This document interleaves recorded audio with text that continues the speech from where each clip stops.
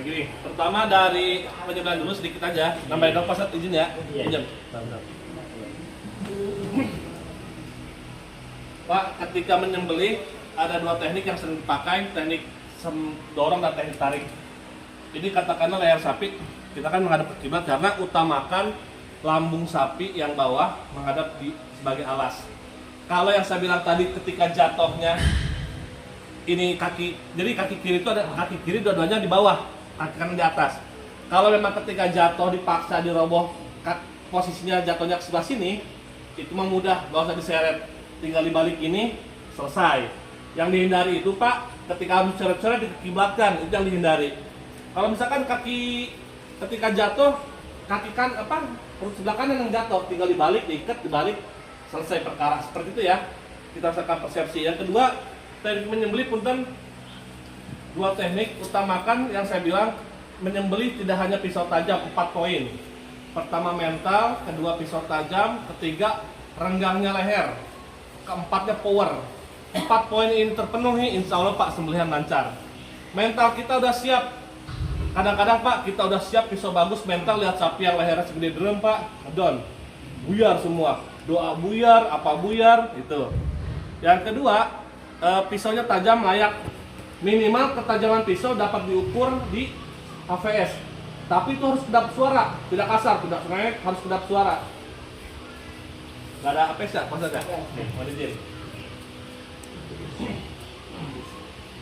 Nah ini minimal tahun lagi pisau, jangan, karena punten kadang-kadang Pak kalau di kampung, wah ini pisau turunan nih, udah bertahun-tahun, udah banyak lah, gitu kan. Nah itu kesalahannya di situ apa? Yang percaya dengan pisaunya itu sama aja kita mendewakan pisau Pak. Kadang-kadang ditamit jatuhnya takutnya kesirik. Wah pisau ini yakin bisa menyembelih, kemarin aja dipakai bisa 11 ekor sekarang. Nah itu hati-hati Pak. Kadang-kadang sering tegurnya kita ketika menyembelih itu pisau jadi tumpul.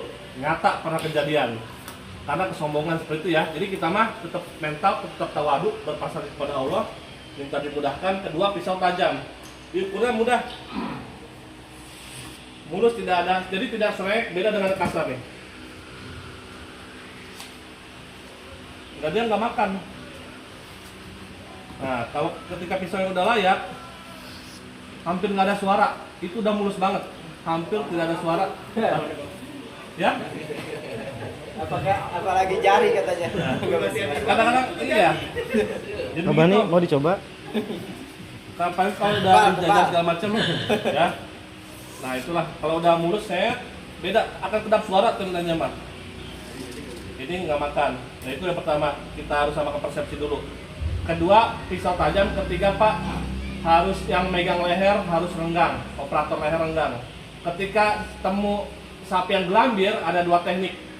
Pertama, ini leher bisa dijembrengkan kayak kain. Sekarang gayanya baru, si gelambir dijembrengkan kayak kain. Jadi nggak ditarik ke belakang. Pinjam Pak Ustadz. Mohon bantuannya Pak Ustadz ini. Ini kan gelambir pendek nih. Dia kan ke leher gelambir sapi. Nah, kadang-kadang ada yang tarik begini kan ke belakang.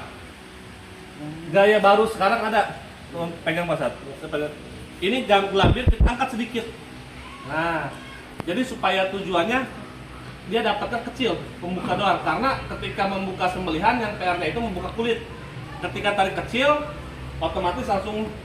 Nah, bentar. Dari sini, tapi posisi salah ya, asal posisi sebelah sini nih. Nah, yang nyembelih di sini. Jadi kan cubit nih, otomatis kecilnya kayak kulit tarik begini. Nah ini enak, selesai. Karena PR yang paling besar membuka kulit itu aja. Pisau ketemu daging pasti jalan, gitu ya. Nah ada juga untuk ketemu gelambir, renggang, leher, ketiga baru power. Ketika 4 poin tadi mental, lalu pisau tajam, leher renggang, terakhir sama power kuat, insya Allah Pak nyembelih nggak akan ada namanya gaya gergaji. Lalu teknik menyembelih sendiri punten, ada gaya dorong, gaya tarik. Ketika kita mau pakai gaya dorong, punten, kepala utamakan menghadapnya ke atas, kepala sapi atau domba menghadap ke atas. Kenapa? Supaya enak, kita dapat tengah-tengah begini, langsung menghadap ke atas. Jadi sasarannya kita ambil dari ujung pisau, startnya dari sini, startnya dari ujungnya banget, start, dorong. Nah udah, kalau nggak yakin ke belakangin, koreksi. Udah putus semua, angkat. Kalau belum putus, dorong lagi aja nggak apa-apa. Udah yakin. Nah gitu. Kita startnya ujung dari sini. Kenapa kepala menghadap ke atas? Perbedaan nih, kita jangan samakan.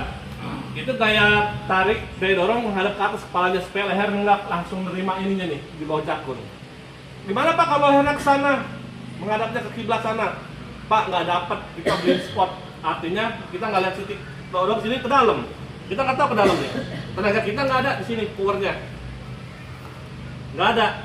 Beda dengan gaya tarik Pak. Kalau gaya tarik, leher harus sejajar dengan badan menghadap ke sana.